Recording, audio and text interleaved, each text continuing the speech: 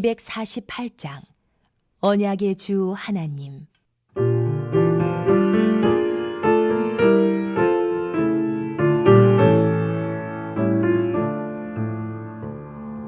언약의 주 하나님, 우리들의 아버지, 믿음의 조상인 아브라함에게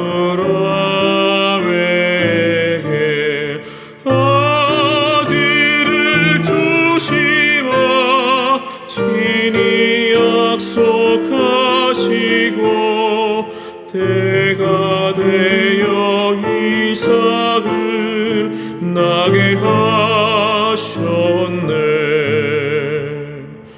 아들 이삭 주셔서 그 약속을 이루고 손으로 만지며 확인하게 하셨네. 출애굽 약속은 보지 못하였어도 아브라함 죽은 후 이루어졌네.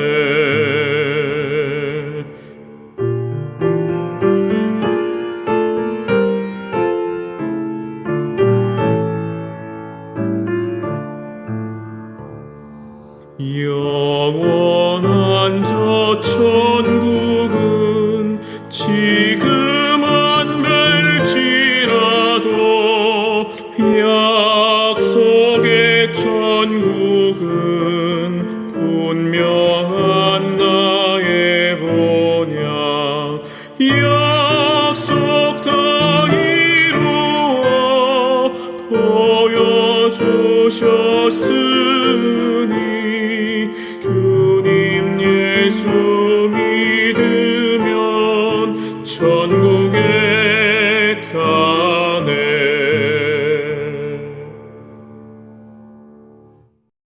제23장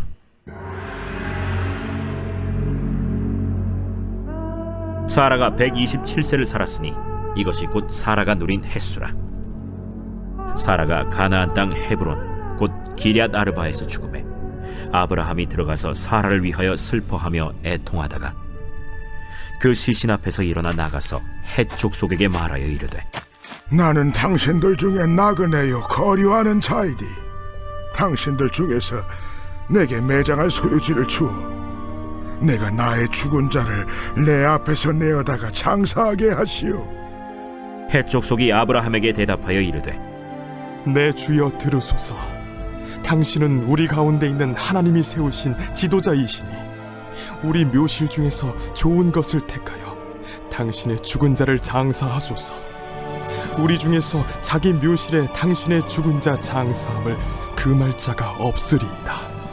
아브라함이 일어나 그 땅 주민 헷 족속을 향하여 몸을 굽히고 그들에게 말하여 이르되 나로 나의 죽은 자를 내 앞에서 내어다가 장사하게 하는 일이 당신들의 뜻일진데 내 말을 듣고 나를 위하여 소할의 아들 에브론에게 구하여 그가 그의 판머리에 있는 그의 막벨라 굴을 내게 주도록 하되 충분한 대가를 받고 그 굴을 내게 주어 당신들 중에서 매장할 소유지가 되게 하기를 원하노라. 에브론이 헷 족속 중에 앉아있더니 그가 헷 족속 곧 성문에 들어온 모든 자가 듣는 데서 아브라함에게 대답하여 이르되 내 주여 그리 마시고 내 말을 들으소서. 내가 그 밭을 당신에게 드리고 그 속의 굴도 내가 당신에게 드리되 내가 내 동족 앞에서 당신에게 드리오니 당신의 죽은 자를 장사하소서.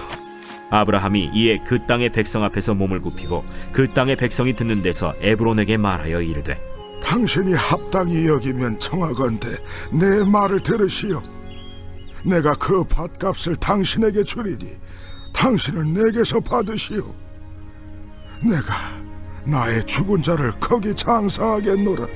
에브론이 아브라함에게 대답하여 이르되 내 주여 내 말을 들으소서. 땅값은 은 400세겔이나 그것이 나와 당신 사이에 무슨 문제가 되리이까? 당신의 죽은 자를 장사하소서.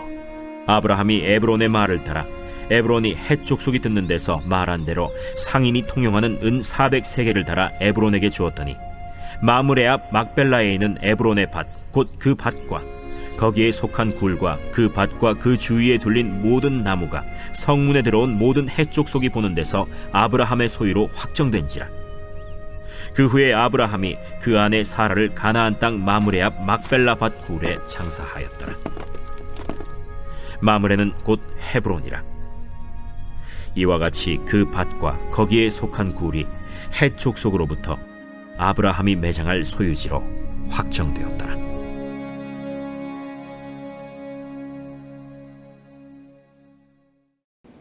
오늘을 살아가며 가장 큰 이슈가 되는 것 중 하나는 단연 부동산입니다.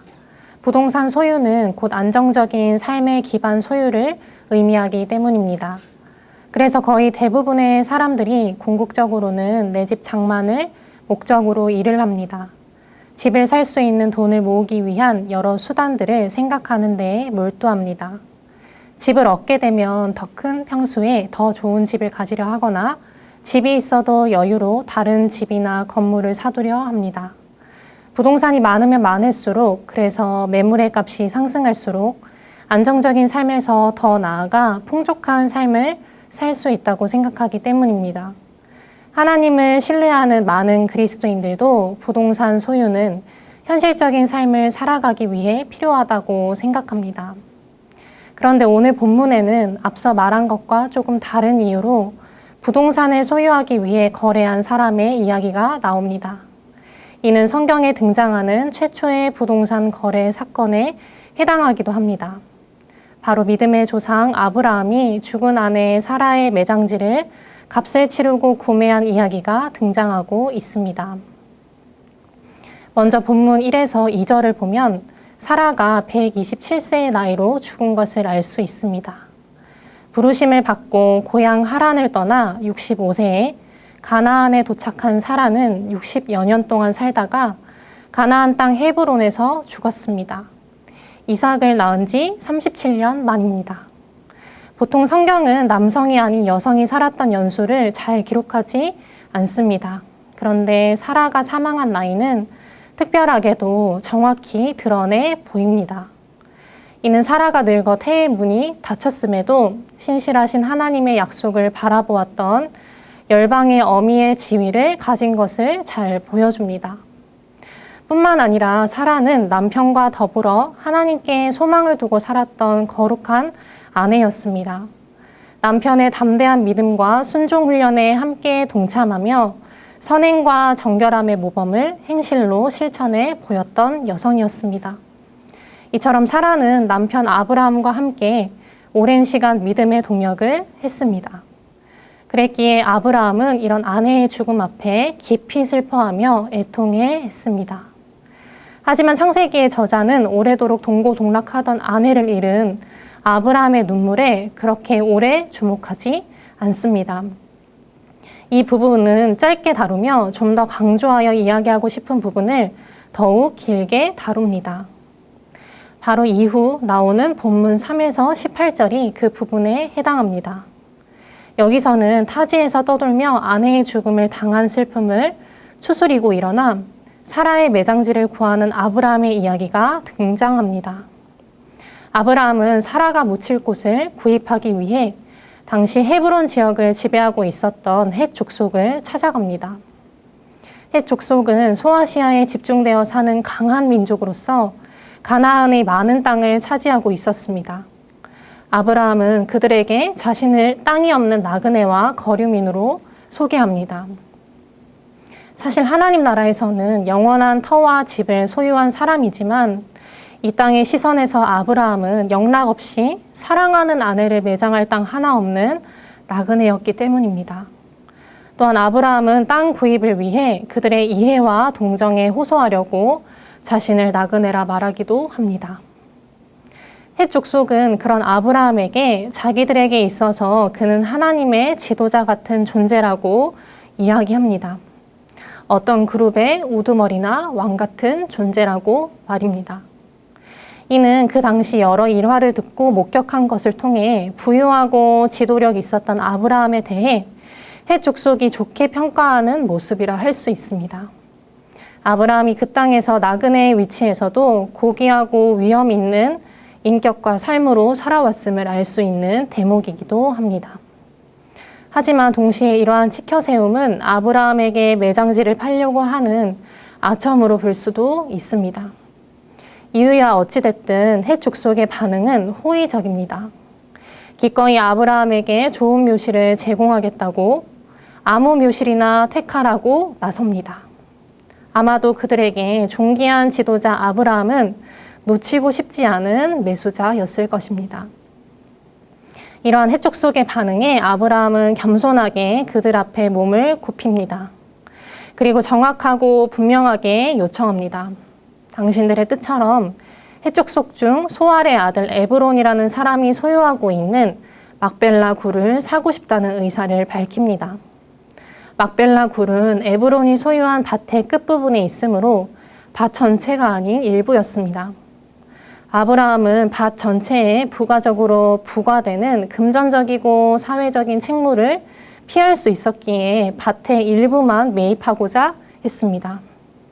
그리고 매장지에 대한 충분한 값을 지불할 테니 에브론과 자신을 연결시켜 줄 것을 요청합니다.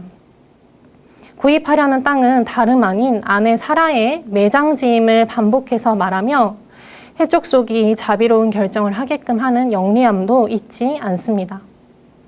이제는 그 무리 중에 있었던 거래의 당사자인 에브론이 직접 나섭니다. 그런데 에브론은 막벨라 굴을 원하는 아브라함에게 굴뿐만 아니라 굴이 속한 밭 전체를 사라고 제안합니다. 그는 거래의 중개자이자 증인이 되는 동족인 헷 족속들 앞에서 아브라함에게 자기의 밭 전체를 팔 수 있다고 의사를 밝힙니다. 그리고 그렇게 하는 것이 아브라함에게 더 나을 거라며 설득하고 회유합니다. 하지만 에브론의 진짜 의도는 막벨라 굴뿐만 아니라 밭 전체를 다 팔아 큰 돈을 벌려는 자신의 유익에 있었습니다. 그리고 땅과 관련된 모든 법적 책임을 아브라함에게 넘기고 싶었던 것 같습니다.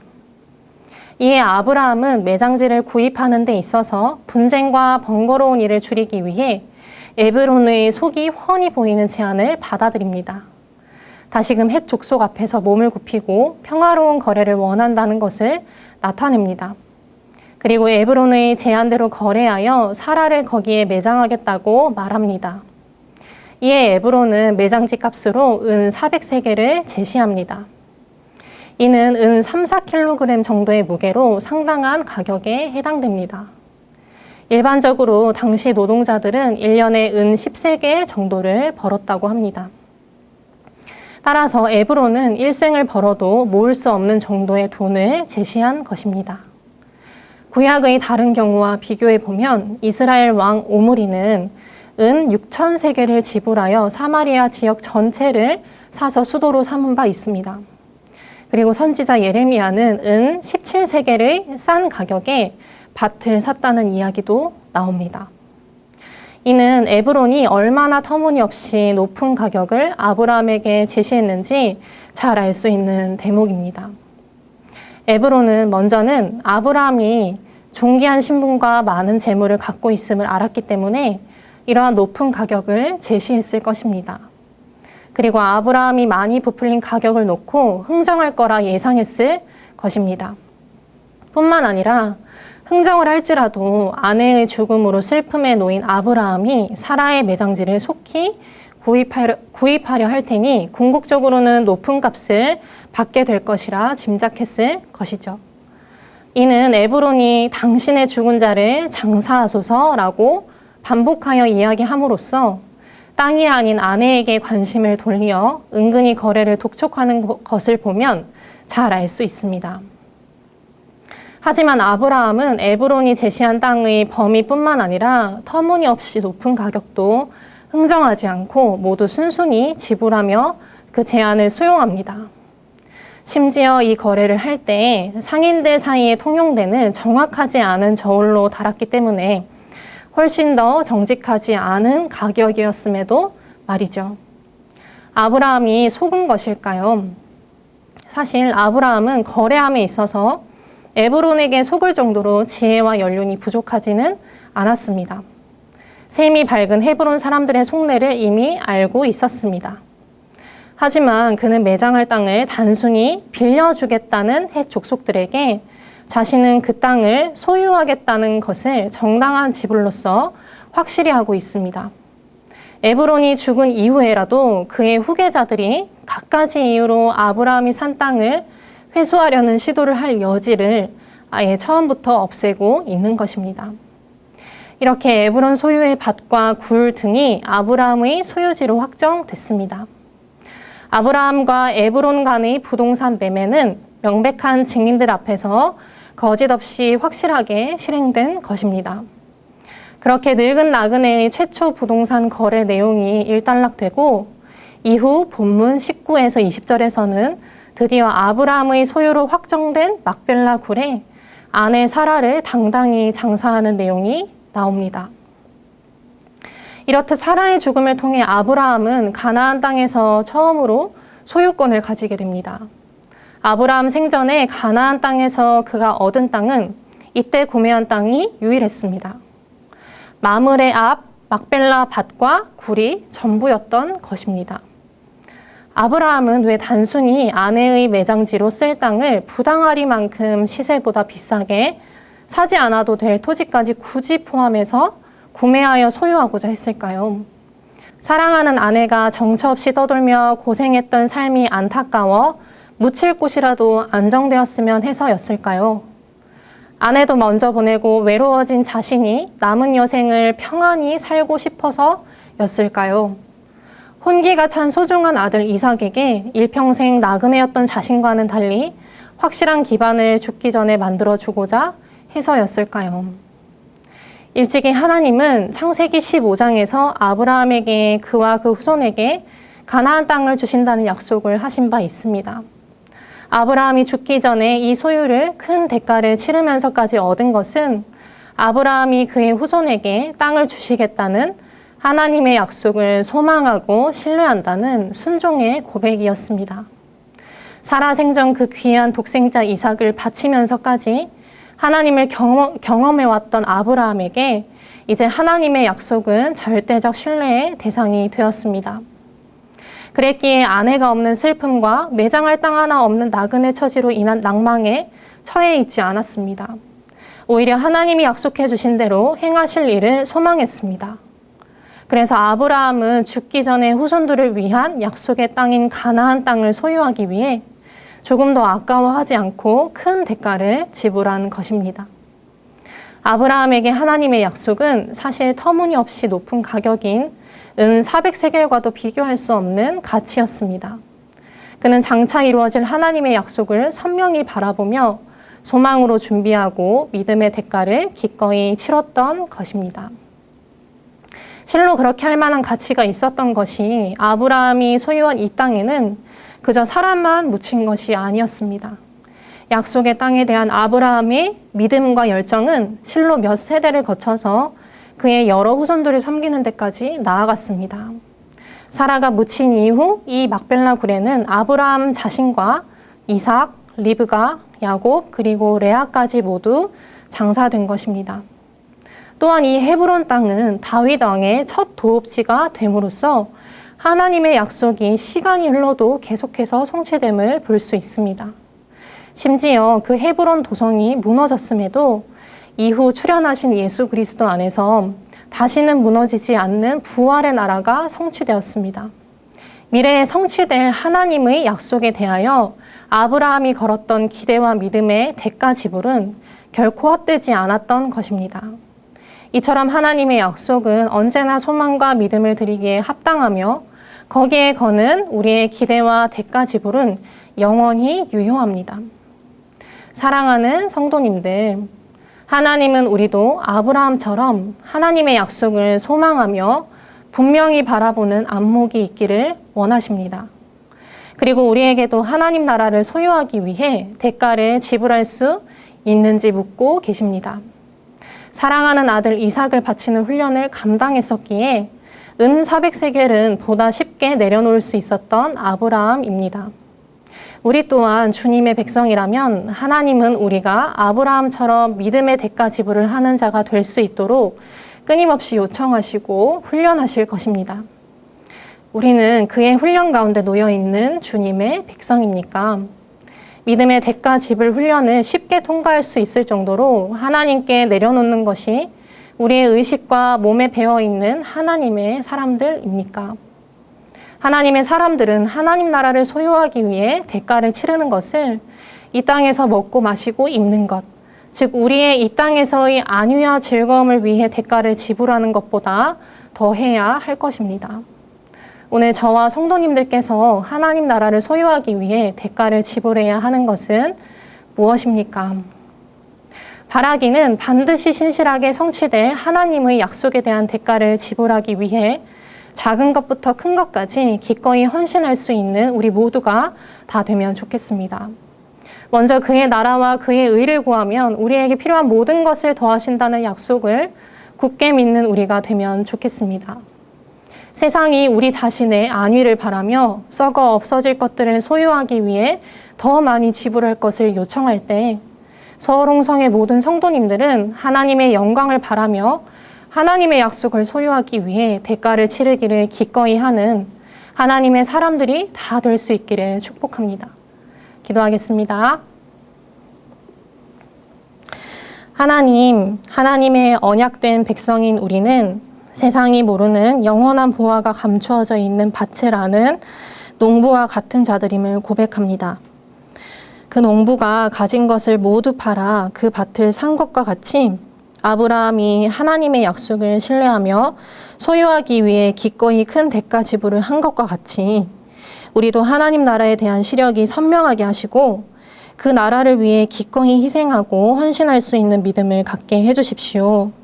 이 땅에서 잠시 동안만 나를 위할 수 있는 소유를 위해 대가를 지불하며 인생을 허비하지 않게 하시고 영원한 하나님 나라를 소유하기 위해 대가를 지불하는 데 인생을 들이며 지혜롭게 살아갈 수 있도록 우리를 인도해 주십시오. 이 땅에 소유가 가득한 세상의 시민이 아니라 저 하늘에 소유가 가득한 하나님 나라 나그네가 되기를 소원하며 예수님의 이름으로 기도드립니다. 아멘.